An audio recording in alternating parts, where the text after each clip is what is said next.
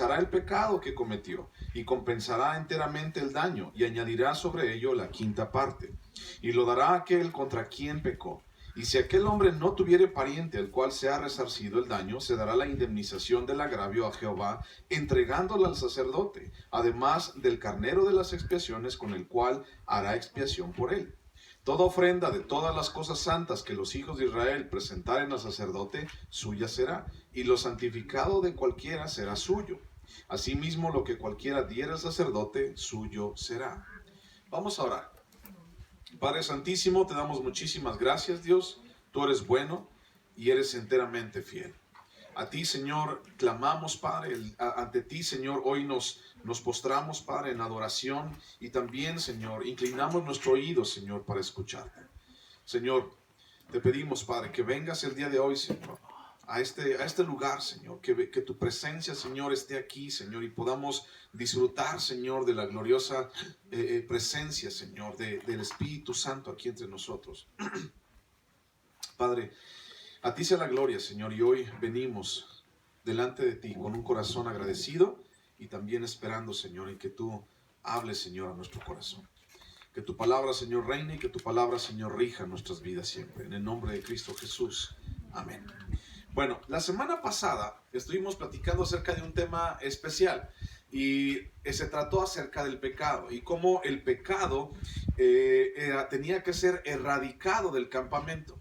Cómo el pecado tenía que sacarlo, o tenían que sacar el pecado fuera del campamento. Y entonces hablábamos de 3 ejemplos la semana pasada, de aquellos, por ejemplo, que tenían enfermedad como la lepra, de aquellos los cuales tenían emisiones, de aquellos los cuales habían tocado, por ejemplo, un cadáver. Entonces eran 3 cosas que vimos la semana pasada que tenían que ver con el pecado. Y ahora vemos a través del Nuevo Testamento y a través de un sentido espiritual que el pecado en nuestra vida trae enfermedad, el pecado en nuestra vida trae muerte, el pecado en nuestras vidas trae inmoralidad. Entonces, es lo que estábamos platicando la semana pasada, cómo es que el pueblo de Israel tenía que ser o tenía que separarse del pecado en su vida. Entonces, vimos la semana pasada, dentro el mensaje que Dios nos había dado, es cómo nosotros tenemos que apartarnos del pecado, tenemos que salir, tenemos que inclusive salir fuera del campamento, tenemos que sacarlo de nuestras vidas, porque si no el pecado nos va a comer de una manera bien sutil. Es como cuando, por ejemplo, en una casa de madera, las termitas se empiezan a comer la casa. O sea, la persona que vive adentro de esa casa de madera no se da cuenta que las termitas se están comiendo la madera, se la comen por dentro.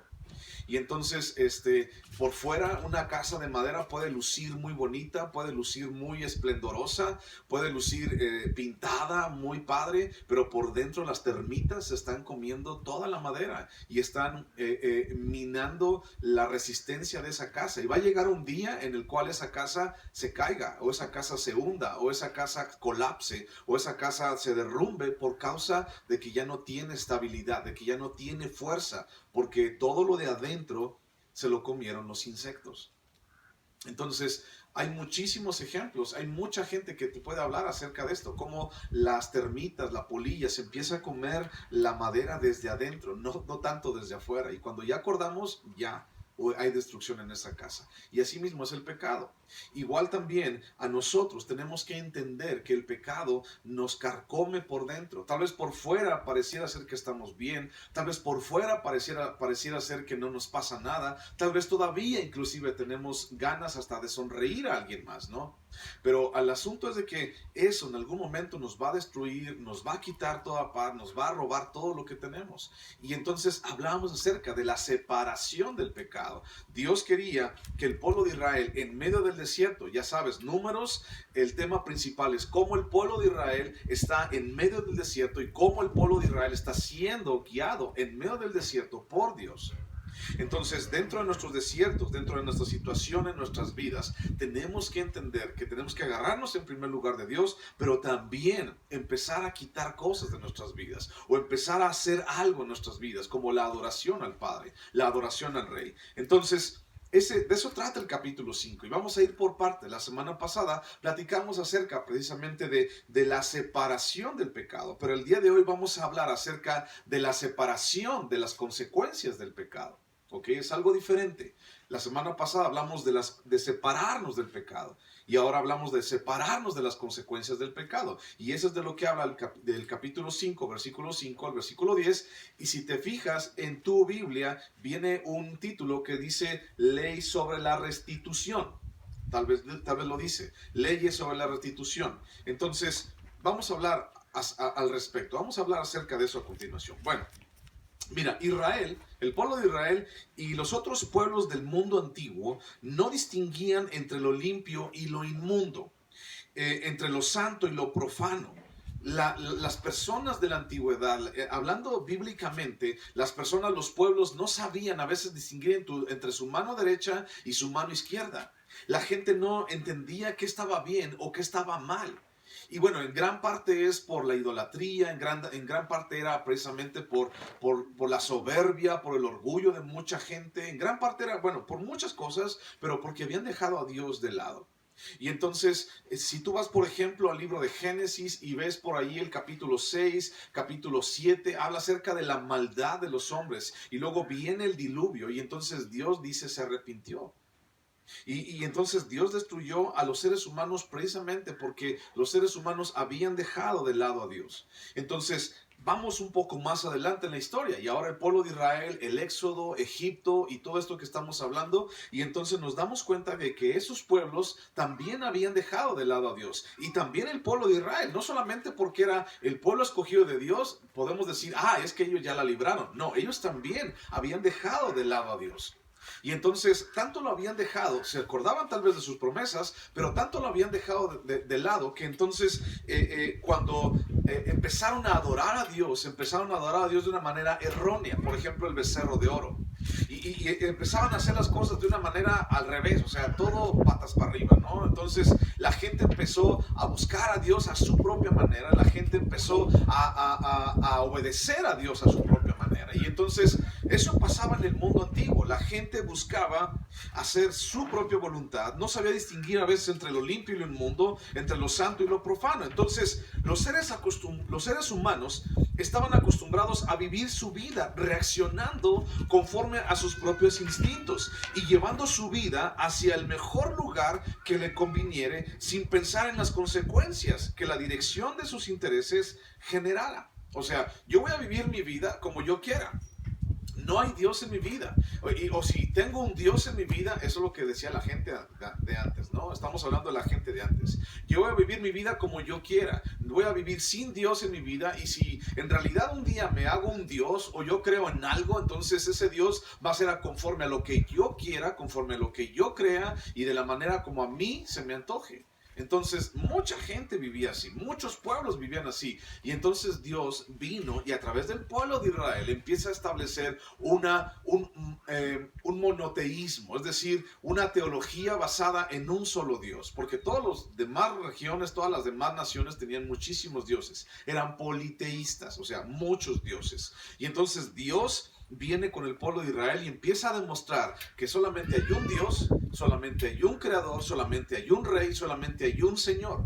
Y Él es el Rey de reyes y Señor de señores. Y entonces empieza a mostrar de esta manera a través del pueblo de Israel a todas las naciones. Pero el pueblo de Israel también la regaba. Y la regaba constantemente. Y la regaba, híjole, bien feo en muchas ocasiones. Entonces, por eso digo que Israel y los otros pueblos del mundo antiguo no distinguían entre lo limpio y lo impuro.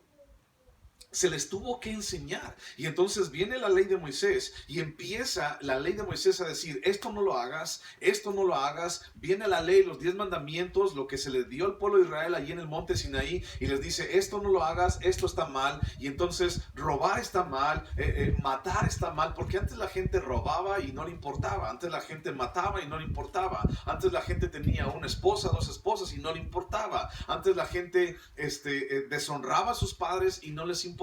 Pero viene la ley y entonces Dios les establece, esto está mal, pero esto también está bien. Y entonces deja de hacer lo que está mal y empieza a hacer lo que está bien. Y entonces la gente empezó a instruirse, empezó a conocer a Dios, empezó a conocer el corazón de Dios para su vida. Y entonces la gente en el pueblo de Israel empezó a ver las cosas diferentes. Ahora estaban conociendo a Dios, ese Dios que los había rescatado y aquel Dios que les había dado una promesa. Y lo empezaron a conocer y empezaron a conocer qué tanto Dios quería para ellos, qué situación quería Dios para el pueblo de Israel a través de la ley.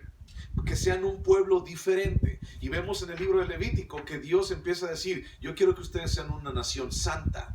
¿Ok? Y ya hemos dicho una y otra vez que santo no significa alguien que sea moralmente perfecto, sino santo es alguien que es una persona que ha sido apartada para Dios. Entonces, estas naciones, en su vida, haciendo su vida como bien les pareciera, el pecado era una parte cotidiana de sus vidas. Es decir, a veces hasta la gente si pecaba, estamos hablando del mundo antiguo, la gente si pecaba, pues no le importaba pecar, o sea, era parte de su vida y muchos ni siquiera se daban cuenta de que estaban pecando, es decir, que estaban ofendiendo a Dios. Entonces era usual todo esto por la ignorancia que en ellos había. O sea, cuando la gente no conoce a Dios, es usual que la gente tenga ignorancia de lo que no le gusta a Dios o de lo que sí le gusta a Dios. Y entonces la gente piensa que está bien esto o que está bien aquello porque no conoce a Dios. Y entonces solamente nos da para entender en nosotros que esto está mal y que esto está bien.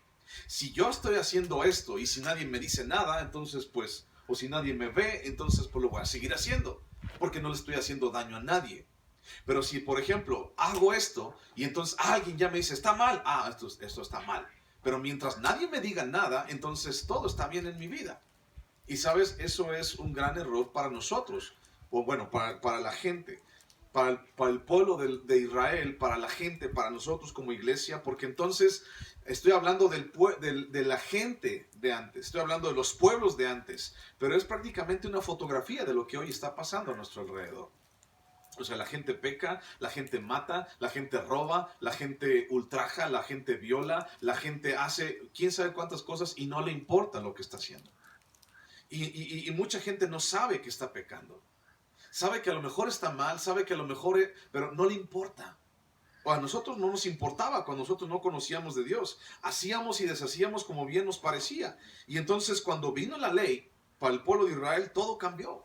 Ellos estaban acostumbrados a caminar de una manera y vino la ley, paz. Y entonces cambió totalmente su vida. Y muchos no les entró el peine. A muchos dijeron, ay, es que esto está bien difícil. Ay, es que porque, ay, es que nosotros estábamos mejor en Egipto. Sí, en Egipto. Allá eras esclavo, allá nadie te decía nada. Allá nadie te decía qué es lo que tenías que hacer. Allá nadie te decía que tenías que ir a pedir perdón. Allá nadie te decía que... Y entonces... A veces tenemos que pensar en por qué queremos regresar al mundo, o por qué queremos regresar a Egipto, o por qué ellos querían regresar a Egipto. No era por las cebollas, no era por los puerros, no era por los ajos, no era por, es que allá estábamos mejor. No, era porque tal vez allá nadie les decía nada. Era porque tal vez allá nadie se preocupaba porque estaban desobedeciendo u obedeciendo a Dios, o no. Y entonces cuando tú y yo empezamos a conocer a Dios, empezamos a ser también confrontados con la palabra. Y entonces a veces, no sé si te ha pasado, hemos llegado a pensar que decimos, híjole, ¿por qué me metí en este asunto? ¿No? Antes tal vez estaba bien. Antes ni siquiera, con mi ignorancia, que yo no sabía que estaba ofendiendo a Dios, yo estaba bien, porque entonces la carga de pecado no estaba en mi vida, yo me sentía bien, libre, y ahora empiezo a conocer la palabra, y ahora empiezo a conocer la ley, y ahora empiezo a conocer lo que está bien para Dios y lo que está mal para Dios, y híjole, y mucha gente podemos llegar a pensar así. Pero si lo hacemos, lo hemos dicho anteriormente, no es por obligación, es por amor a Dios. Porque también vimos la semana pasada que lo que Dios hizo de separar el pecado era por amor. De hecho, déjame decirte que la ley, muchas veces, como cristianos hemos confundido ley y gracia y hemos dicho la ley es, tienes que hacerlo así, la ley no nos deja ningún resquicio para equivocarnos, pero la gracia, ahí sí nos podemos equivocar, ahí sí podemos llegar a pedir perdón. La gracia, yo quiero estar en la gracia, qué bueno que no estoy en la ley, pero ¿sabes algo? La ley se dio por gracia, la ley está fundada en la gracia, porque Dios es el mismo ayer, hoy y siempre. Entonces, ayer Dios era ley y hoy era gracia, hoy es gracia. No, Dios siempre ha sido gracia y amor. Pero en ese momento Dios estableció la ley para que la gente no pecara, para que la gente supiera, para que la gente se instruyera, para que la gente tuviera conocimiento de lo que estaba haciendo. Y dice Pablo en el Nuevo Testamento, dice, no hubiera conocido que soy pecador si no hubiera sido por la ley. Entonces, gracias a Dios por la ley, sí, pero también gracias a Dios porque estamos en la gracia. Y entonces no tenemos que hacer circunstancias rigurosas, ni tenemos que estar cumpliendo al 100%, porque Jesús ya cumplió la ley por nosotros. Entonces, a través del conocimiento y de la relación con Dios, la gente se da cuenta del pecado.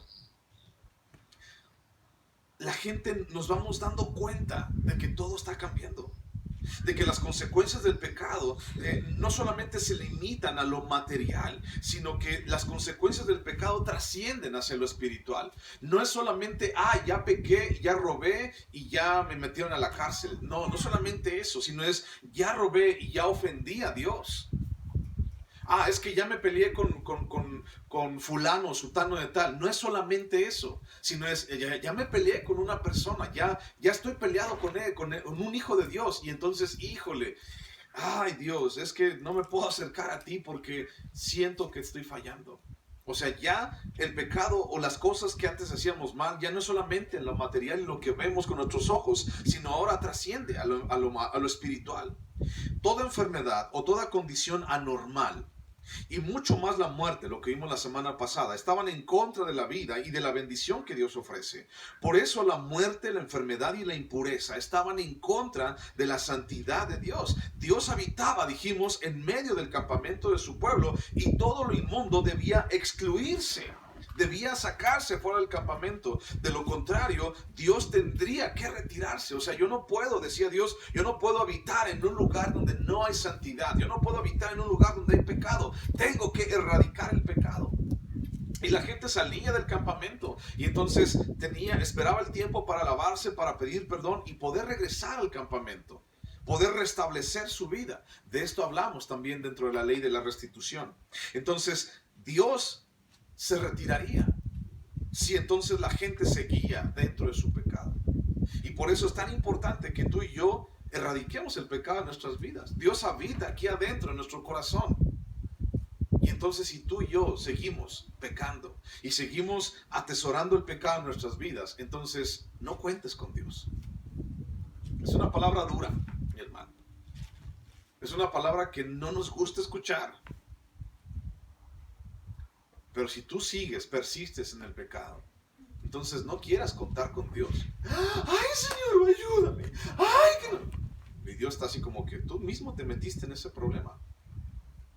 Yo te dije, he aquí yo pongo delante de ti la bendición y la maldición, escoge. Y escogiste la maldición. ¿Y ahora qué quieres? ¿Qué quieres que haga? ¿Que tenga misericordia? Dice el libro de Salmos, Dios no nos ha castigado como debemos de ser castigados. Ha retraído su ira. ¿Tú crees que a Dios no le importe y no le entristezca todo el pecado que en este momento está alrededor de nosotros y nuestra sociedad y cómo la sociedad está pensando? ¿Tú crees que no le desagrada? Y entonces, híjole, ¿qué está esperando Dios para traer otro diluvio? Pudiéramos llegar a pensar, Señor, ya te tardaste demasiado.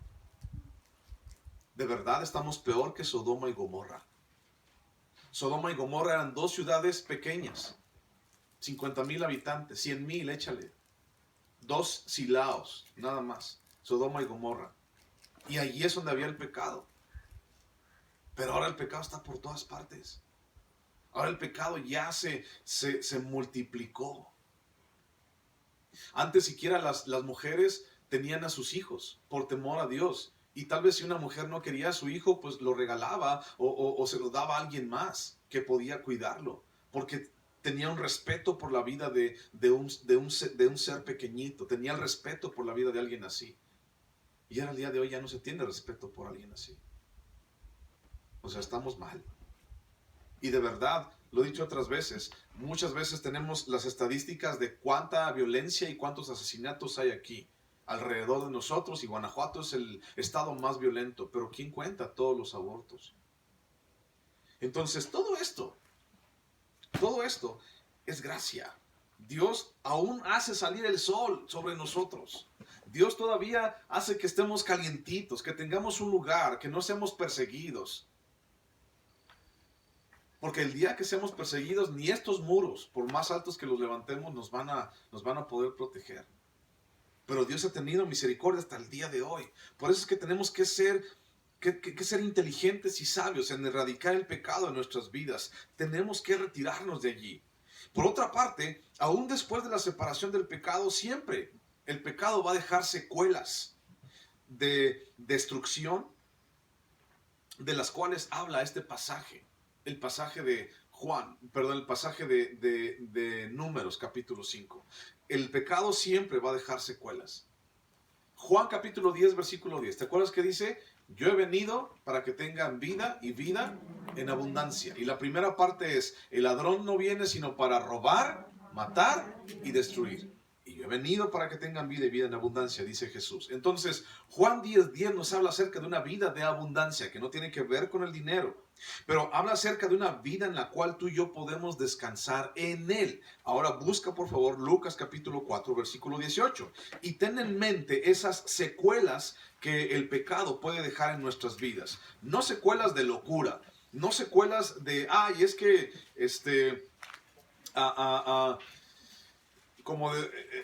secuelas que no son visibles, sino también secuelas que son visibles en nuestras vidas. O sea, imagínate una persona que ha estado drogándose durante 20 años, 30 años en su vida. ¿Cómo crees que termine?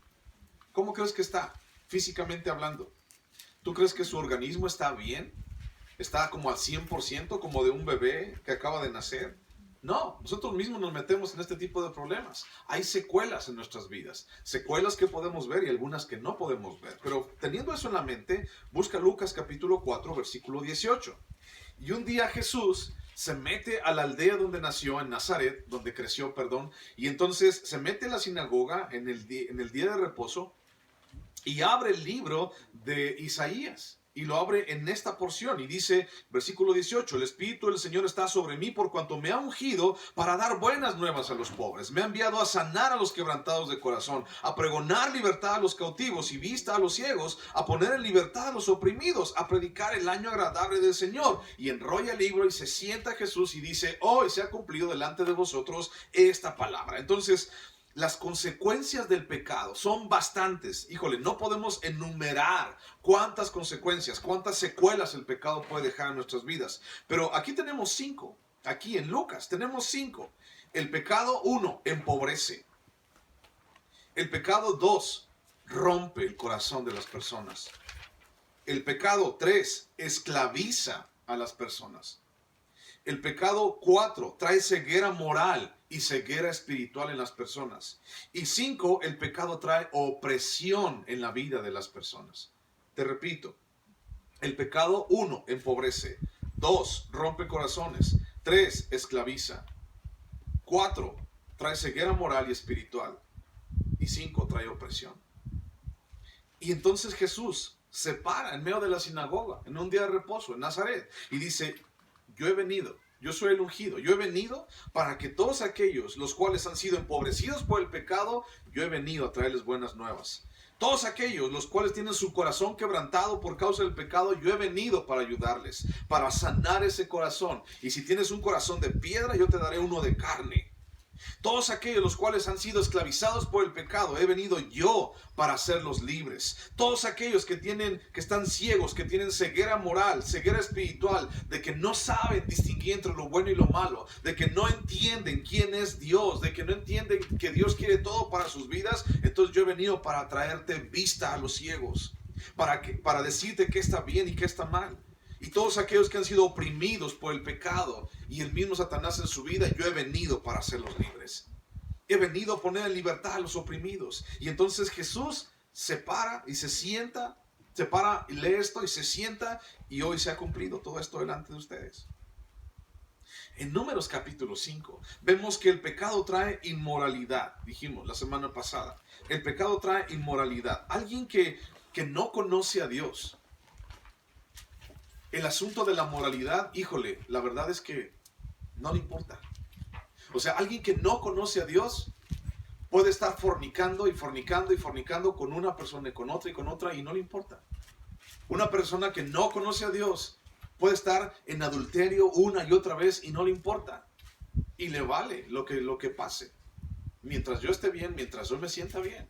Una persona que no conoce a Dios miente y entonces cae en sus propias mentiras. Una persona que no conoce a Dios destruye su vida con alcohol o con drogas y no le importa. Pero nosotros que somos hijos de Dios, tú y yo que estamos buscando conocer a Dios cada día, entonces un día pecamos, un día caímos en pecado, un día caímos en error y entonces ¿qué pasa? Híjole, me siento mal. Híjole, ya tengo que ir a pedir perdón. Entonces el pecado trae inmoralidad y la gente no le importa ser inmoral. La gente no le importa hacer lo que le importa, lo que hace a escondidas, ya lo hace inclusive a la luz del sol. El pecado trae enfermedad. Y no estoy hablando de coronavirus. Es que el coronavirus es la maldición del día de hoy para todo el mundo. No estoy hablando de eso. Tal vez lo sea. Pero no estoy hablando de eso. Estoy hablando acerca de enfermedad espiritual. Estamos en nuestra sociedad enfermos espiritualmente. Y esa misma enfermedad nos hace estar enfermos socialmente y enfermos moralmente. Y el día de hoy, pues bueno, la gente se puede casar como ella quiera casarse. ¿Sabías que en algunos países ya te puedes casar con tu perro? De verdad. O sea, es que vamos a respetar tu preferencia sexual y tu preferencia sexual es bestialismo, entonces pues te podemos casar con tu perro. De verdad.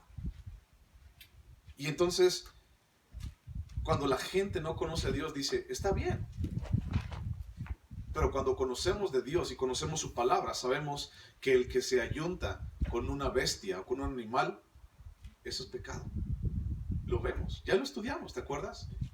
Y la mujer que se encontrare ayuntada con un animal, entonces tiene que ser muerta, indefectiblemente, dice la palabra. Y el hombre, y así, y todo eso. Hombre y mujer. Pero entonces la gente que no conoce a Dios está enfermo de su mente, está enfermo de su corazón.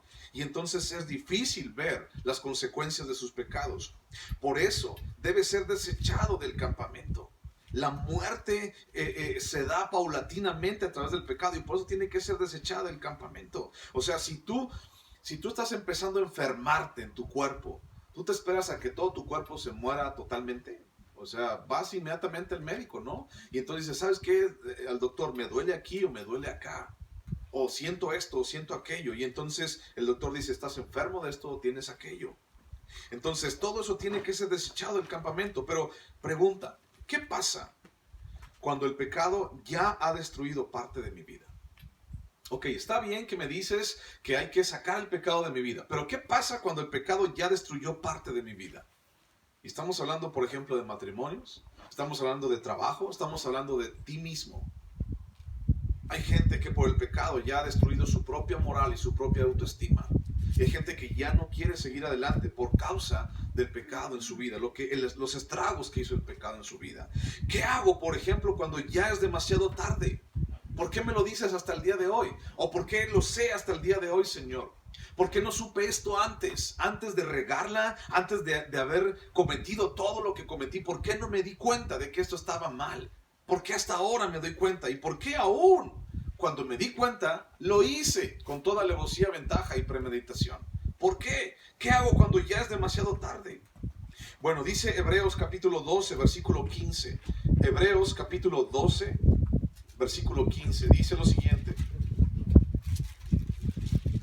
Hebreos 12:15 dice, mirad bien, no sea que alguno deje de alcanzar la gracia de Dios, que brotando alguna raíz de amargura os estorbe y por ella muchos sean contaminados.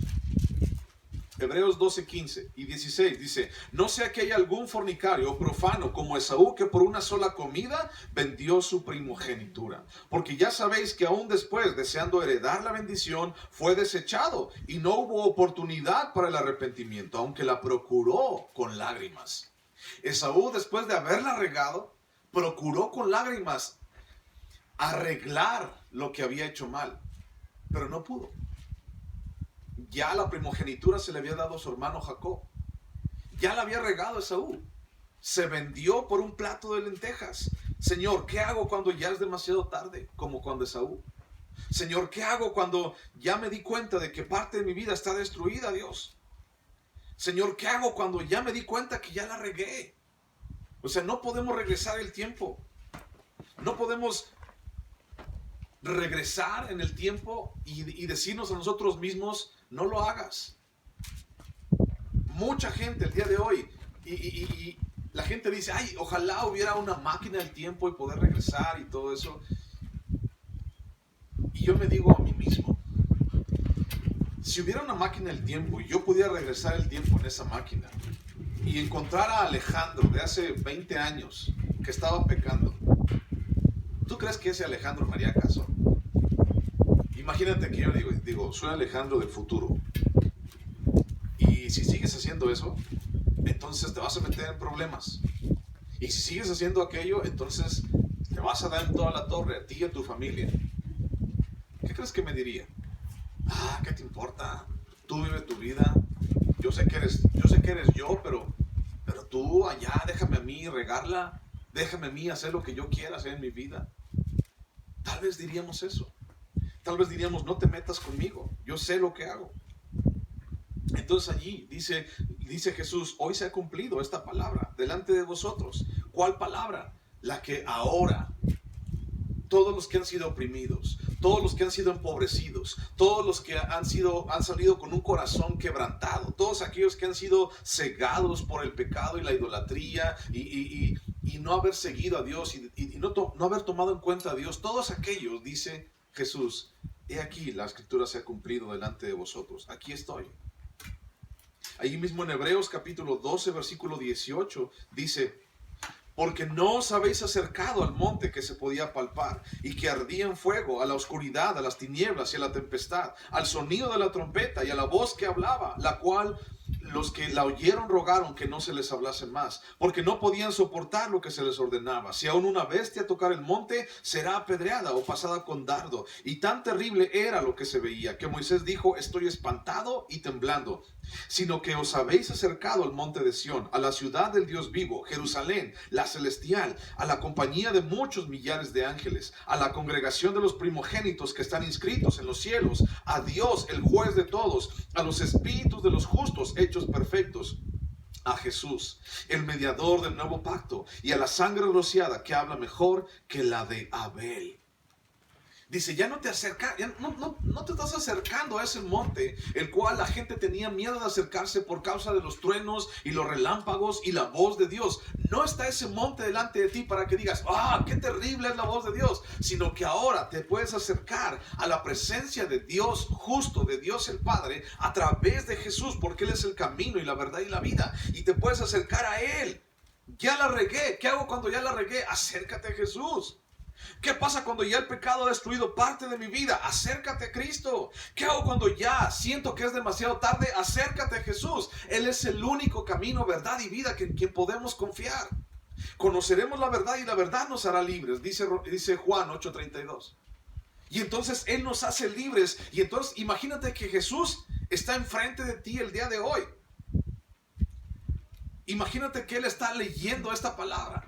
He venido a dar libertad, he venido a traer vista a los ciegos, he venido a dar buenas nuevas a los pobres. Imagínate que está enfrente de ti y tú preguntándote, ¿qué hago cuando ya es demasiado tarde? ¿Qué hago cuando ya la regué? ¿Qué hago si ya no hay vuelta para atrás? Y Jesús diciéndote, hoy se ha cumplido esta palabra delante de ti. Y tú, ¿qué hago, Señor? ¿Qué hago, Dios? Hoy se ha cumplido esta palabra delante de ti. Sí, pero ¿qué hago, Señor? Ya no puedo. Hoy se ha cumplido. ¡Paz! Hoy se ha cumplido esta palabra delante de ti. Pero es que la regué. Hoy se ha cumplido esta palabra delante de ti. ¿Lo crees? Nunca es demasiado tarde. La esperanza que solamente Jesús puede dar, la tienes hoy delante de ti. Y no se llama, no soy yo. Es la palabra, es la presencia de Dios mismo, moviéndose entre cada silla y entre cada fila en esta iglesia el día de hoy. haciéndote entender que aunque la riegues, que aunque no importa lo que haya pasado, Dios puede perdonarte. Dios puede ayudarte, Dios puede hacer de ti alguien totalmente nuevo. Solamente es que confíes y que creas que la palabra hoy se cumplió delante de vuestros ojos. Dios te hace libre. No podemos seguirnos condenando. Solamente tenemos que hacer lo que tenemos que hacer en nuestras vidas. Esaú no tuvo tiempo, dice, para el arrepentimiento, aunque lo procuró con lágrimas. Chilló y chilló y chilló Esaú, pero no se pudo. Ya no pudo componer lo que había hecho. Ya no pudo construir lo que había destruido. Ya no pudo regresar el tiempo atrás. Pero dice Hebreos 9:27, dice, está establecido para los hombres que mueran una sola vez y después de esto el juicio. Y entonces, tócate, pellízcate, agárrate los cachetes, pícate los ojos si quieres, pero date cuenta que estás vivo. Y date cuenta que aún tienes tiempo. Esaú no tuvo tiempo, pero tú sí. Y tienes tiempo para ir al Rey y para ir al Señor de señores, para ir a Jesús y decirle, Señor, perdóname, ayúdame. No podemos pasarnos la vida llorando y lamentándonos por lo que pasó si nunca damos pie al arrepentimiento. No podemos pasarnos la vida como perros flacos, viejos y todos llagosos, lamiéndonos las llagas.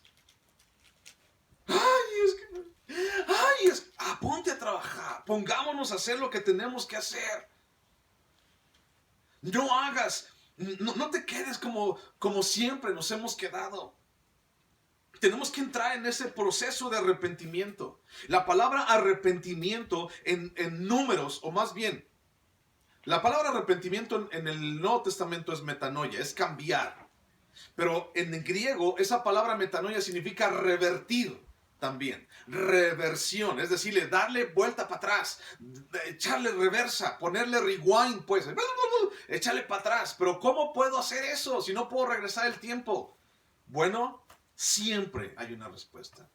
Ni tu vida tan regada, ni la mía tan destruida. Nunca, ninguna de esas es reto absoluto para la misericordia y el gran perdón de Dios para tu vida y la mía. No es reto para Dios. No importa cómo estés. Cuando venimos y llegamos a Dios con un corazón sincero, Él nos perdona. No podemos seguir lamentándonos por lo que pasó, porque entonces nunca vamos a estar en paz. Siempre vamos a estar condenando. Siempre vamos a estar echándole la culpa al otro. Siempre porque, que me cae gordo. Es que porque está aquí, siempre se pone enfrente de mí, entonces le voy a echar la culpa a él. Es que por aquel que siempre me dice. Es que no podemos hacer eso. O sea, compón las cosas, arrepiéntete, cambia, metanoia, ponle reversa, cambia las cosas en tu vida. Y entonces empieza a dejar a que Dios cambie lo que tiene que cambiar. Empieza a dejar que Dios haga lo que tiene que hacer. Número 5 habla acerca de esa separación del pecado. El versículo 1 al 4, pero ahora habla acerca de la separación de los efectos del pecado. Y entonces del versículo 5 al 10 habla acerca de nuestro pecado, lo que nuestro pecado hace, lográndose a través de la restitución. Separarnos de nuestro pecado y restituir. La palabra restitución allí en número 5 es la palabra en hebreo, la palabra shub, S-H-U-B. Shub. Y shub significa regresar al punto de partida.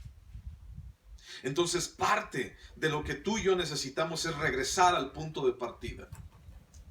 Hablando de la restitución, hablando de las consecuencias de nuestro pecado, tenemos que regresar al punto de partida.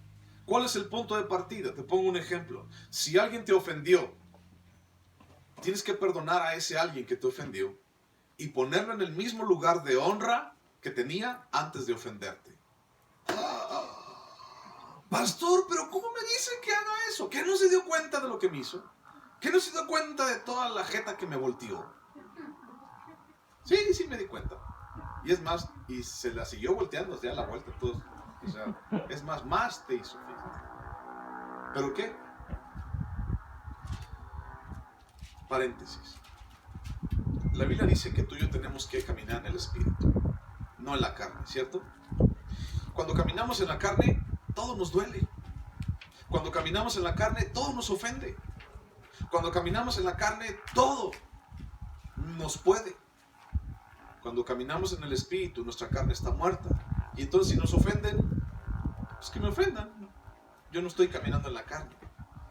Si dicen algo de mí, que digan, no estoy caminando en la carne, no me ofenden. Tenemos que caminar en el Espíritu más en nuestras vidas.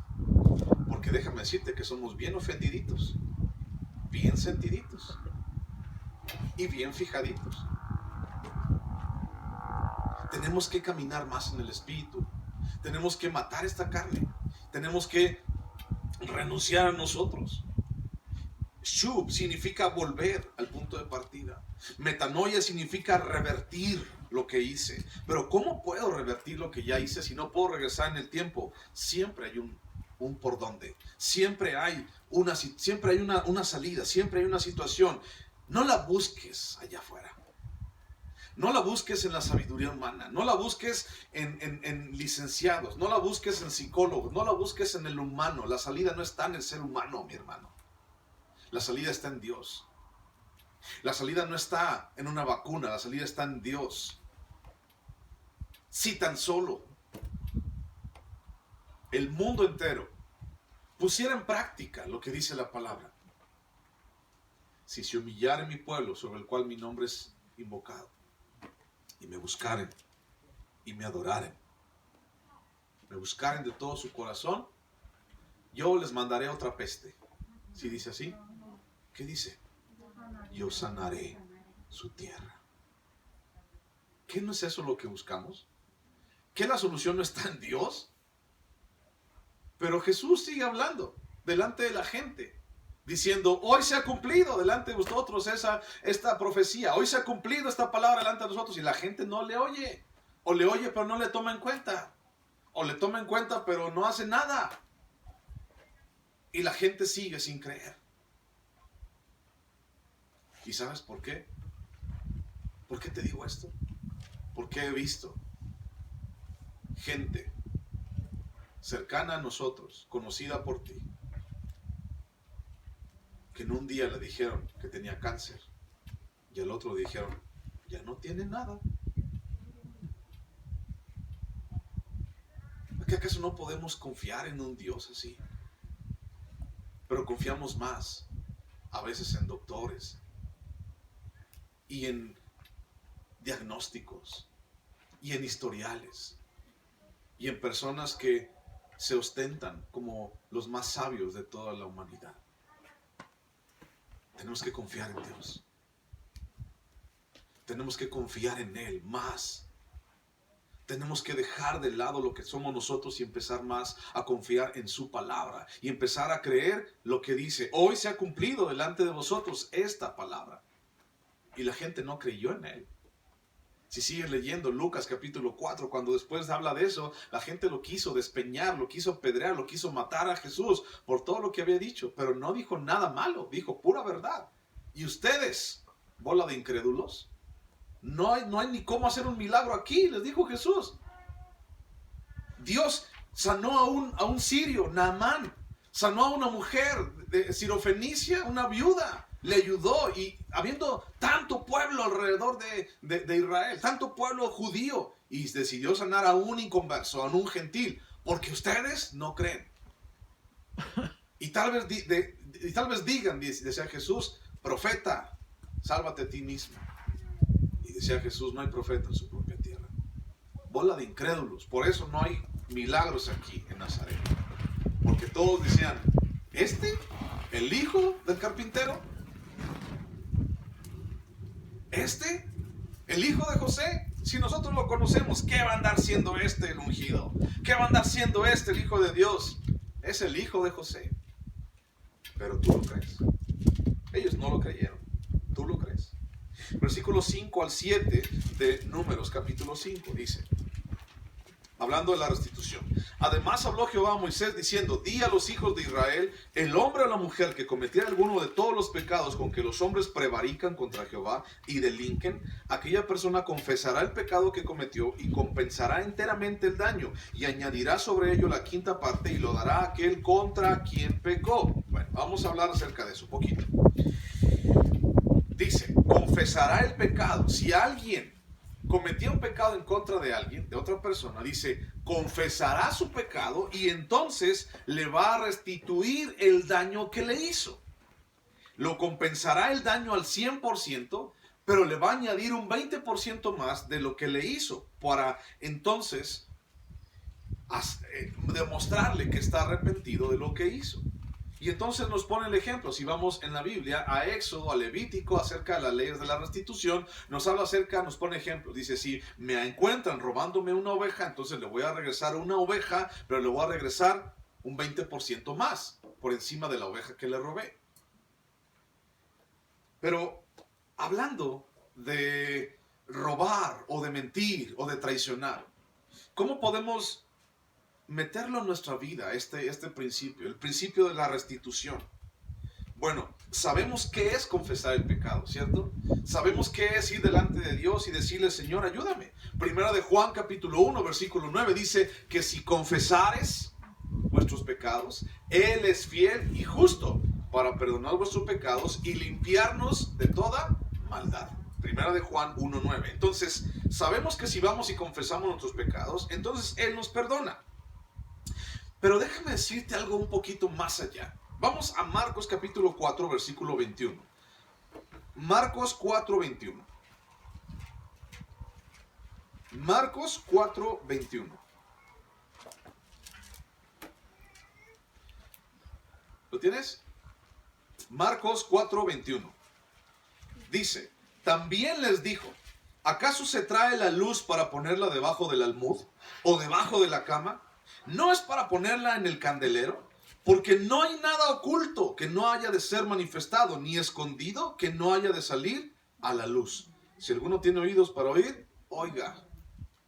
Entonces dice, no hay nada oculto que no haya de ser manifestado. Aquí te quiero mencionar algo. Bueno, antes vamos a Hebreos 4:13. Uno más, Hebreos 4:13. Hebreos 4:13.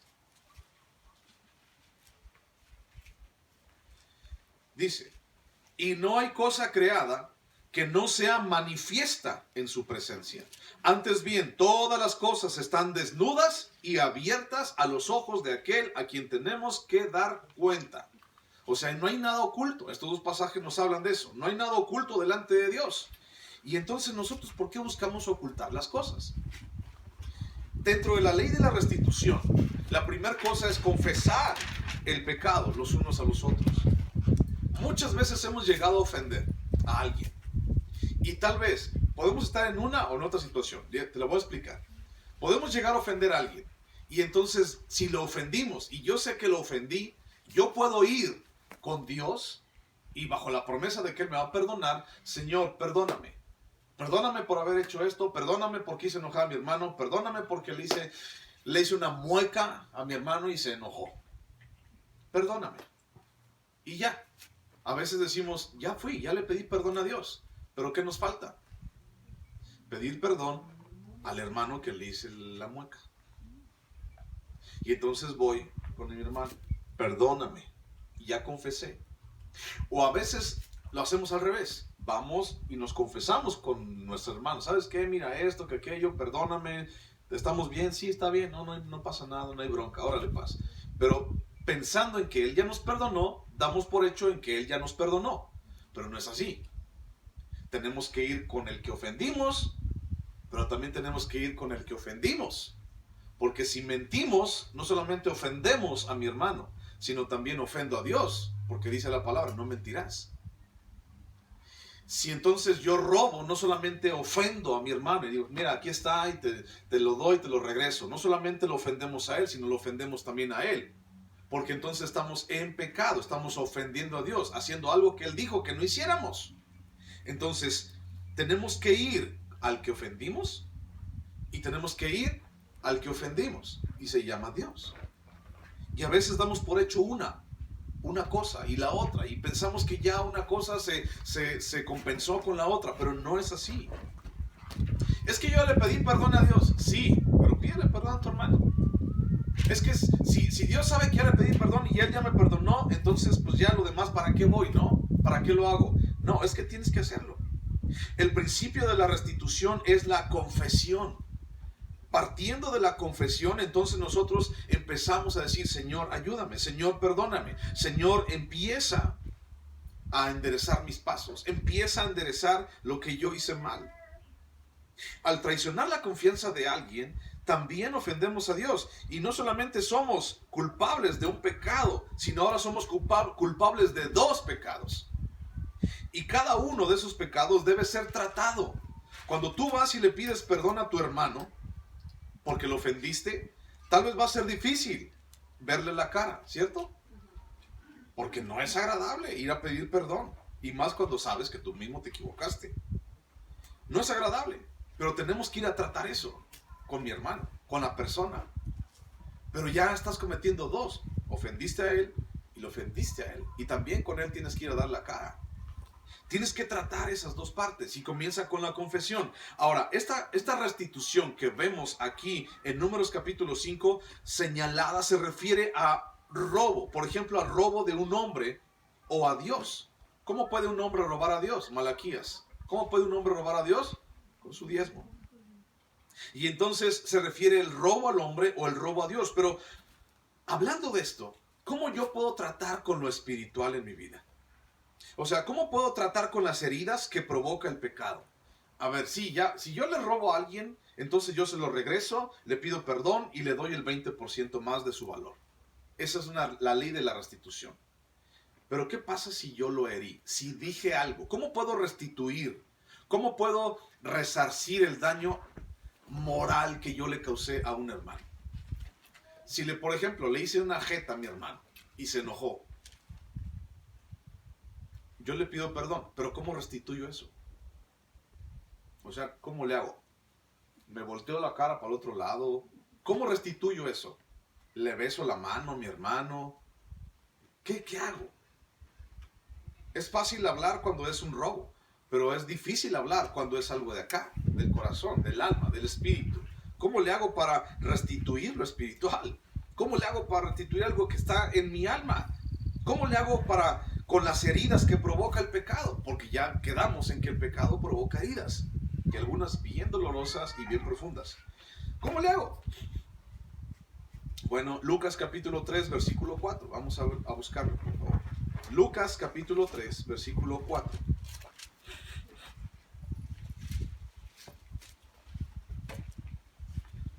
Juan el Bautista, primo del Señor Jesús, le hablaba a las personas, y cuando bautizó a Jesús en el río Jordán, estuvo hablando acerca de esto, de los frutos de arrepentimiento. Y dice Lucas capítulo 3, versículo 4, dice, como está escrito en el libro de las palabras del profeta Isaías, que dice, voz del que clama en el desierto, preparad el camino del Señor, enderezad sus sendas, todo valle se rellenará y se bajará todo monte y collado, los caminos torcidos serán enderezados y los caminos ásperos allanados, y verá toda carne la salvación de Dios. Y decía a las multitudes que salían para ser bautizadas por él, oh generación de víboras, ¿quién os enseñó a huir de la ira venidera? Haced pues frutos dignos de arrepentimiento, y no comencéis a decir dentro de vosotros mismos, tenemos a Abraham por padre, porque os digo que Dios puede levantar hijos a Abraham aún de estas piedras. Y ya también el hacha está puesta a la raíz de los árboles. Por tanto, todo árbol que no da buen fruto se corta y se echa en el fuego. Y la gente se preguntaba diciendo, entonces, ¿qué hacemos pues? Y Juan sigue diciendo, el que tiene 2 túnicas, déle al que no tiene. El que tiene que comer, haga lo mismo con el que no tiene. Frutos dignos de arrepentimiento. ¿Cómo puedo reparar el alma? ¿Cómo puedo reparar el corazón de alguien a quien yo herí? Yo puedo ir a pedirle perdón, sí, pero ¿cómo puedo meterme allá dentro de su corazón y reparar lo que yo mismo destruí? Porque hemos hecho este tipo de cosas, ¿cierto? ¿Cómo lo hago? Bueno, nosotros no podemos reparar el daño interno de alguien al cual lastimamos. No podemos reparar, mandarlo al mecánico, no podemos hacer eso en la vida de la persona, no podemos, es imposible. No sé, a lo mejor le pagas unas 3 sesiones de psicólogo tal vez, y ya dices, pues ya para que le eche ganas, no sé, bueno, mejor mándale unas 3 sesiones con el pastor y no te cobra. pero no él, sino tú. ¿Cómo podemos reparar lo que no se puede reparar, lo que no se puede ver? ¿Sabes? Muchos de nosotros estamos así, con heridas aquí adentro que aún no han sido sanadas, porque no hemos encontrado con quién ir a repararlas. Hemos buscado aquí, hemos buscado en aquella esquina, hemos buscado con fulano, con sutano, hemos buscado en mil cosas, hasta en las cartas y en la brujería hemos encontrado. Hemos buscado el poder reparar el daño que alguien nos hizo o que nosotros mismos nos hicimos también. Y hasta hemos querido llegar a los conjuros y a la magia y al huevo y es que me va mal, y es que una limpia y todo ese rollo. Y sabes, hemos querido encontrar la respuesta en otras partes, pero no en Dios. Y Jesús sigue diciendo, hoy se ha cumplido delante de vosotros esta palabra. Y nosotros seguimos sordos ante eso. ¿Cómo puedo reparar el daño interno que lastimó a alguien? ¿Cómo puedo reparar eso? ¿Cómo puedo reparar su corazón? No podemos. Yo no puedo, tú no puedes. El único que puede es Dios en la vida de la persona. Y entonces tienes que orar por eso. Y tienes que ayudarle a esa persona también a llegar a los pies de Jesús, porque no hay nada más que lo va a ayudar. Todos los demás son placebos ante las personas para hacerles sentir que están bien, pero no es cierto. El pecado no se puede borrar con lejía. El pecado no se puede borrar con jaboncito. El pecado no se puede borrar con vinagre, con bicarbonato. No se puede borrar la mancha del pecado con nada, absolutamente nada de lo que hay en el mundo. Solamente conozco una, y se llama la sangre de Jesús. Es lo único que borra pecados. Es lo único que quita y limpia el pecado de nuestras vidas y de la vida de los demás. No podemos reparar el ser interno, no podemos reparar el corazón de nadie, pero sí podemos trabajar para ser dignos de confianza otra vez. Sí podemos dar frutos enderezando nuestras vidas, nuestras sendas torcidas.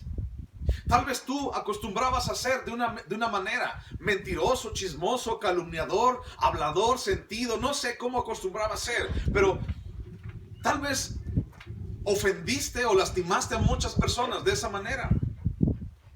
Pero ahora todavía puedes enderezar tus sendas. Esaú no tuvo chance, tú sí tienes chance.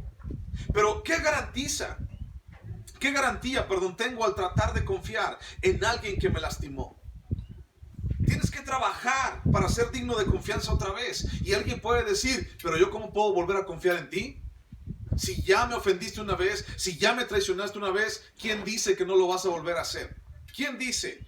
¿Qué garantía tengo para confiar en ti otra vez? Bueno, la palabra de Dios dice que el árbol se conoce por sus frutos. ¿Qué frutos estás dando? ¿Qué frutos estás manifestando a las personas? ¿Qué frutos hay en tu vida? Mateo capítulo 5, versículo 38, dice lo siguiente. Mateo 5, 38.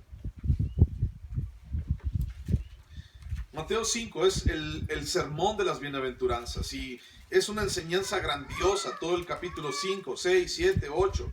Y dice Mateo capítulo 5, versículo 38, dice: oísteis que fue dicho, ojo por ojo y diente por diente.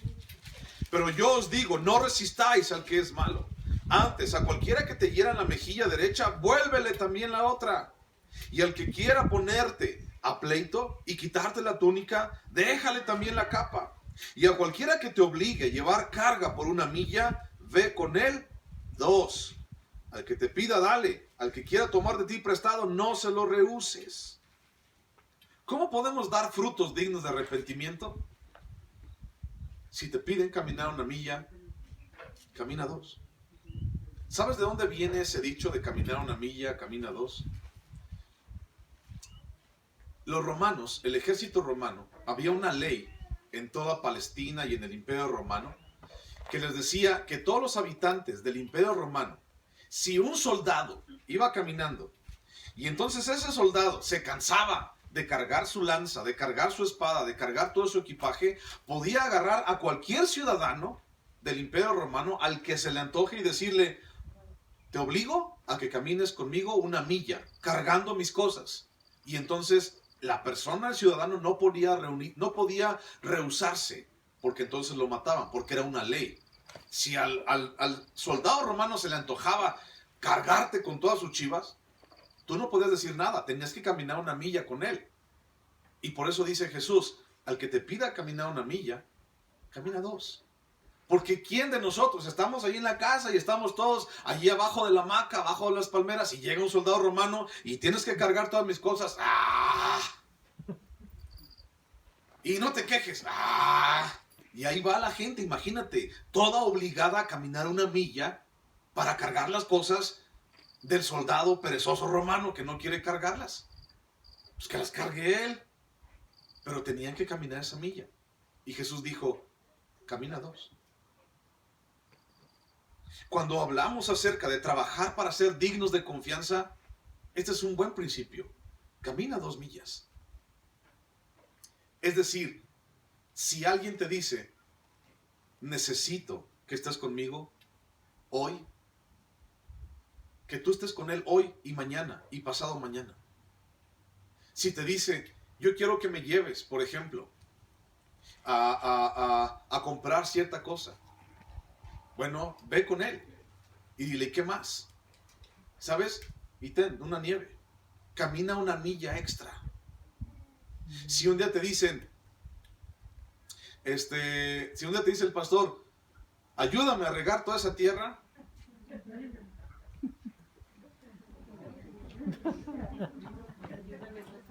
Hay ladrillos también para pegar. O sea, camina la otra milla. No, esa es chamba ya de alguien más. Pero tú sabes a lo que me refiero. Tienes que caminar un poco más. Hablando de la ley de la restitución, tienes que caminar un poquito más. Porque a nadie se le toma en cuenta si solamente cumple. A nadie se lo toma en cuenta en ninguna parte, de verdad. Ve a algún trabajo y en ese trabajo trabaja lo que tienes que trabajar. ¿Y quién te va a tomar en cuenta para un aumento? ¿Y quién te va a tomar en cuenta para una promoción? ¿Quién? ¿Quién te toma en cuenta para un permiso? ¿Quién te toma en cuenta? Nadie. Pero cuando empiezas a trabajar un poquito más, dices, oye, ¿sabes qué? No, ¿sabes qué? Vete, ¿no? Ayer entraste temprano, hoy vete temprano. O ¿sabes qué? Has trabajado muy duro, mano. ¿Sabes qué? Te lo mereces. Vete un día de vacaciones. O sea, a nadie lo toman en cuenta si nada más haces lo que tienes que hacer. ¿Cuánta gente hay dentro de las iglesias que nada más hacen lo que tienen que hacer? ¿Qué es hacer lo que tienen que hacer? Venir y sentarte, a veces. Y a veces, y ni. Tenemos que caminar un poquito más.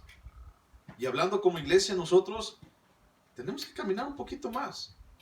No para agradarme a mí, mi hermano. No para agradarme a mí. Yo no importo. A mí no me... Que lo que yo te diga para mí no te importe. Ponlo y aplícalo en tu vida, para ti, con tu relación con Dios. Si estamos hablando de servicio en otros domingos pasados. El árbol se conoce por sus frutos. Si vas a pedir perdón a alguien, entonces camina una milla más. Y dile, ¿sabes qué? ¿Qué más puedo hacer por ti? Y quiero hacer algo más por ti. No, así déjalo. No, quiero hacer algo más por ti. Y aquí está. A lo mejor te va a decir, no, ¿sabes qué? Ya fue suficiente. Si te dice, solamente te voy a perdonar si te pones un nopal en la espalda, ponte 2 nopales.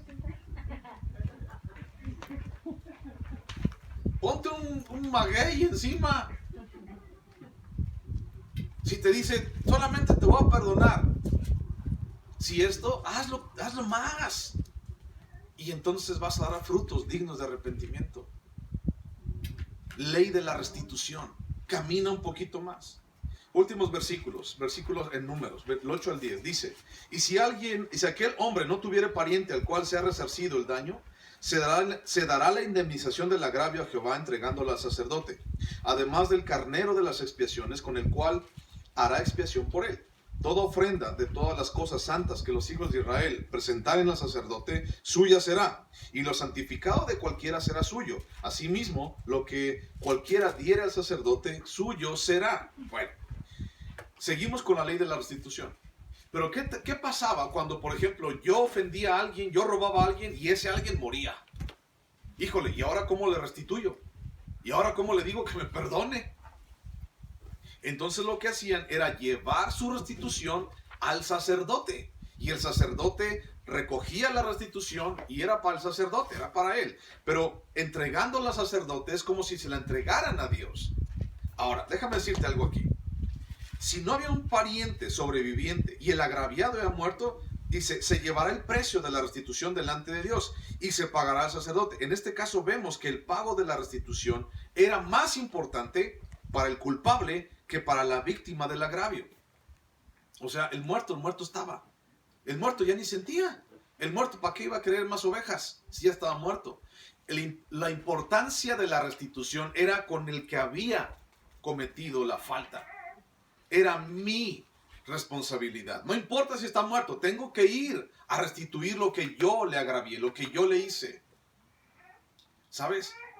El pueblo de Dios, las iglesias, estamos a veces tan llenos de falta de perdón.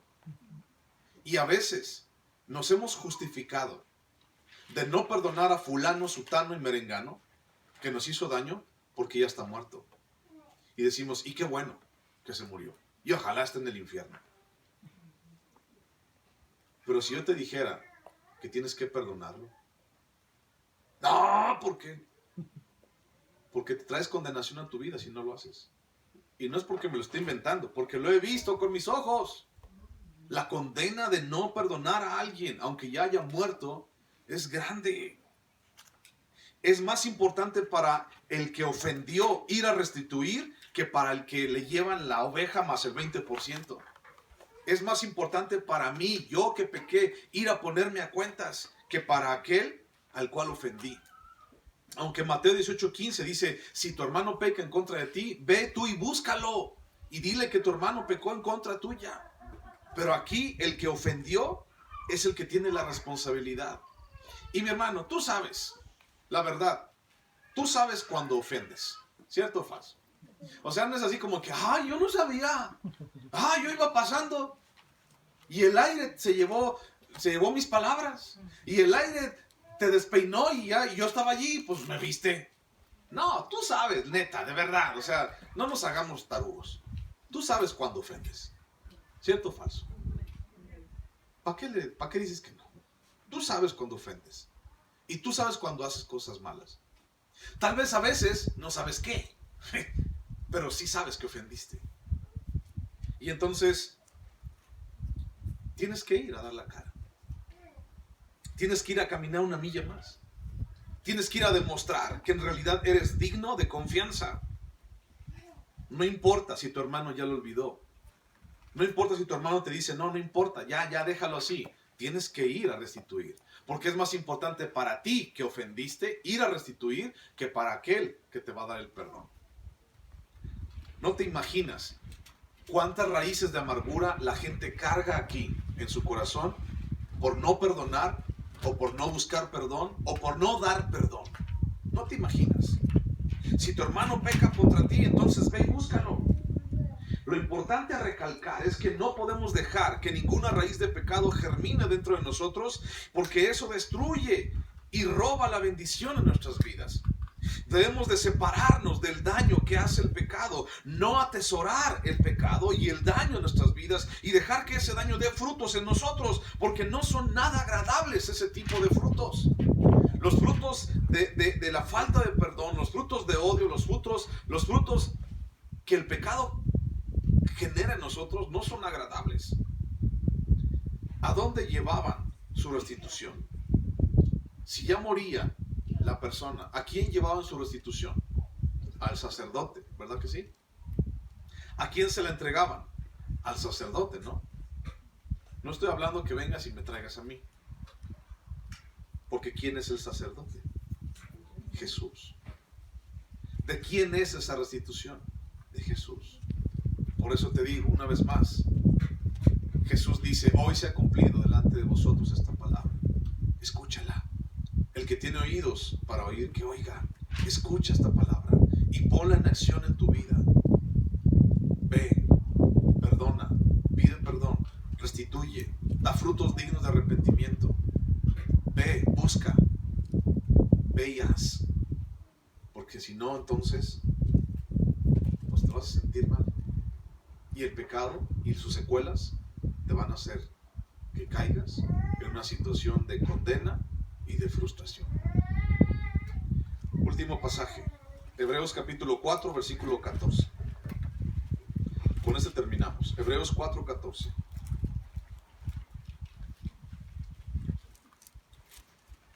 Hebreos 4, 14.